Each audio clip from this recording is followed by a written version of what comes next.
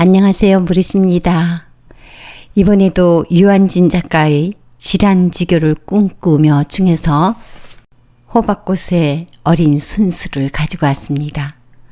저는 호박꽃을 볼 때마다 참 넉넉한 마음을 가진 꽃이구나 그런 생각이 들어요. 향기를 알아보고 어느새 벌들이 놀러 오면 아낌없이 반겨주고 꽃의 너그러운 마음씨를 보여주는 것 같은, 그래서 벌도 마음껏 놀다 간다 이런 느낌을 받을 때가 있거든요. 여러분은 어떠세요? 그러면 본문으로 들어가 보겠습니다. 호박꽃의 어린 순수. 촌뜨기라선지 호박을 보면 나는 우선 반갑다. 참으로 오랜만에 예기치 못한 때, 예기치 못한 장소에서 예기치 못한 이를 만난 때처럼, 아니 어쩌면 그 반가움을 순수나 농도로 따지면 그리웠던 그 누구보다 더한 반가움이 앞선다. 그리고는 철없던 단발머리 쪽의 가난하나 티없던 눈매가 눈에 선히 떠오른다. 우리 옛날은 누구나 가난했었지. 산골이나 들녘에서 마구 자라면서도 사람의 품위도 함께 키워갔지. 맑고 향기로운 들꽃처럼 눈매 순한 새끼 짐승처럼 뛰놀던 어릴 적에 호박꽃과 함께 피어나곤 한다. 호박은 언제나 울타리나 담장 아래서 자라곤 했다. 아침 저녁으로 호박이 자라는 모습을 눈여겨보며 기어오르면서 감아드는 호박순처럼 우리도 자랐다. 호박을 먹고 호박꽃을 따서 놀이도 하면서 호박잎이 부드러울 때는 밥솥에 살짝 쪄서 호박 잎쌈으로 먹곤 했지. 호박순과 꽃이 다 피기 전이 호박꽃 봉오리는 따서 보리쌀 삶을 때 살짝 데쳐내어 양념에 무쳐 먹어도 일품 요리가 되었지. 새우젓에 간을 맞춘 호박찌개, 호박을 숭덩숭덩 썰어 넣은 된장찌개, 늙은 호박으로 죽을 쏘어 먹으면 또 어찌 그르도 달고 맛있었을까. 벌이 꿀을 빨러 호박꽃 속에 들어가면 꽃잎 속에 벌을 가두어 귀에 댄다. 그리고는 꽃 속에 갇혀 윙윙거리는 벌소리를 또 얼마나 즐기곤 했던가.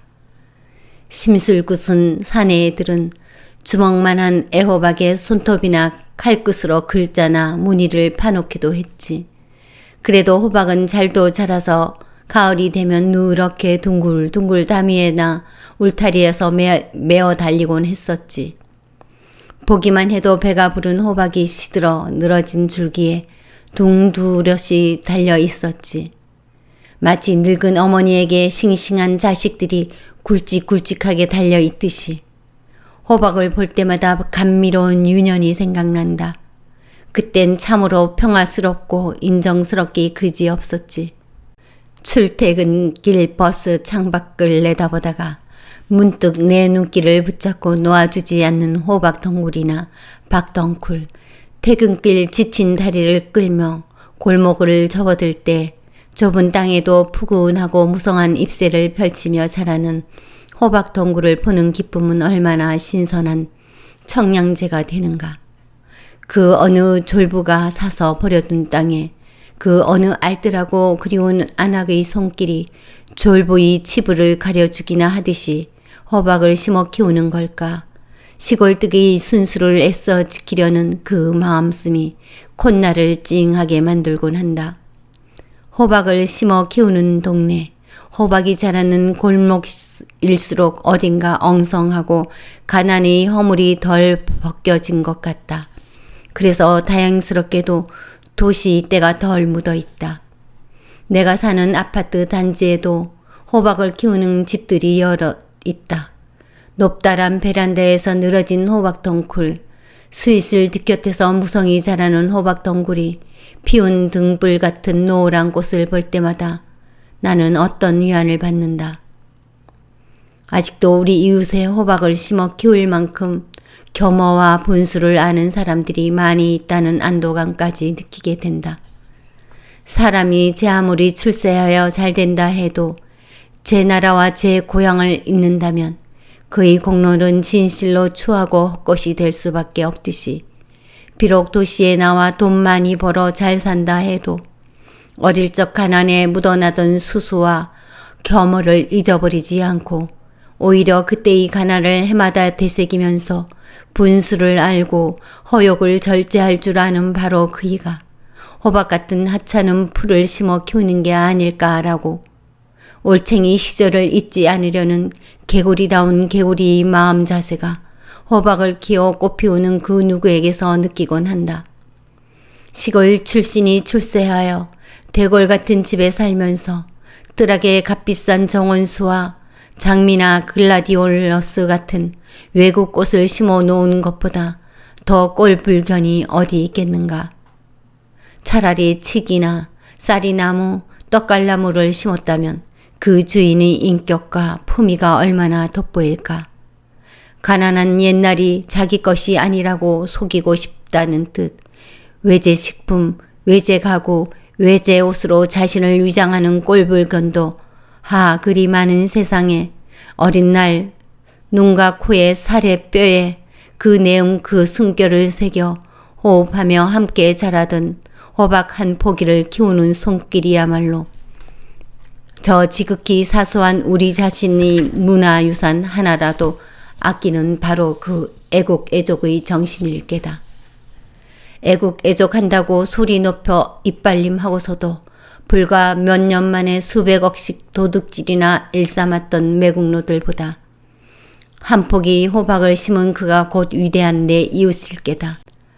젊은 날 고생스러울 때 얻은 아내를 버리지 말라고 성경에도 말씀하셨다. 고락을 같이 해온 조강지처도 꺼림없이 버릴 수 있는 그는 우리 옛 문화 옛 유적의 진가를 모르는 장님이며 이런 장님에게 저 본때도 없는 호박꽃이 눈에 들어올 리 없겠지. 하물며 가난했던 옛날의 뼈저린 교훈이 자기 인생의 지렛대가 되어 주었음을 어찌 깨달을 수 있으랴. 호박꽃, 그것은 하나의 자풀의 꽃보다도 아름답지 못하다. 그럼에도 우리에게 식량과 같았고 정신적 양식인 순수와 정직을 가르쳐 온 풀꽃이다. 그래서 오랫동안 어린 날이 천진무구를 잊고 살아온 사람에게 말할 수 없는 뉘우침을 일깨워주는 바로 그런 곳이다. 미국 사람들은 배고팠던 이민 시절 야생의 호박으로 살아남을 수 있었기에 아직도 추수감사절엔 호박 요리를 잊지 않는다. 그러나 우리는 어떠한가? 호박꽃을 보면 탕자와 같은 회한에 젖어든다. 고향을 버린 죄책감, 타관이 삶이 고달프다 하여 고향을 잊고 살아온 미안스러움을 느끼지 않을 수 없다. 어릴 적의 순수를 상실하고만 벌건 빈손으로 부모를 찾아가는 부끄럼밖에 남지 않은 탕자와 같은 자신의 모습을 비로소 보게 된다. 이제 머지않아 소슬한 가을 바람이 귀민머리를 날리게 될 것이다. 여름 내내 비지땀을 흘리며 뛰어다녔음에도 우리 가슴과 두 손은 비어 있을 수밖에 없지만 한 자리를 지키며 떼약볕 아래 무더니도 견디어낸 호박 덩굴에는 그 어떤 보람의 열매가 열리지 않았는가. 호박꽃, 마치 우리들이 어머님네 그 모습처럼 교태도 없고 꾸밈도 없으나 언제나 사랑의 심지에는 다스한 불꽃을 피워 놓으시는 듯한 호롱불 같은 호박꽃을 보면 출퇴근길 자식의 발길을 지켜주시는 듯 40평생 뭘 하고 살았던가 싶게 부모님께는 탕자요 고향에는 배신자일 수밖에 없다는 슬프디 슬픈 뉘우침에 이르른다. 이렇게 호박꽃의 어린 순수를 다 읽었습니다. 작가는 호박꽃은 자풀이 꽃보다도 아름답지 못하지만 그럼에도 우리에게는 식량과 같았고 정신적인 양식인 순수와 정직을 가르쳐온 풀이다라고 말을 했습니다.